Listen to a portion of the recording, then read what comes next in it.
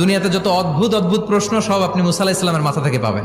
বিভিন্ন বিষয়ে আল্লাহরে প্রশ্ন করতেন। সাইয়েদনা মুসা আলাইহিস সালাম আল্লাহরে বললেন, আল্লাহ আপনি আমার এমন একটা জিকির শিখাইয়া দেন যে জিকিরটার শব্দ আপনি আর আমি ছাড়া কেউ জানবে না। দিনে রাতে সব সময় এই জিকির আমি করব, আপনারে ডাকবো, কিন্তু শর্ত হলো এই জিকিরটা জানবে শুধু আপনি আর জানবো শুধু আমি। আল্লাহ বললেন, মুসা পড়ো লা ইলাহা ইল্লাল্লাহ। মুসা আলাইহিস সালাম কয়, মাবুদ এটা তো জাতীয় জিকির, সবাই জানে। আমি তো চাইছি এক্সেলেন্ট একটা জিকির, কারো কাছে নাই, শুধু আমি জানবো আর আমি পড়বো।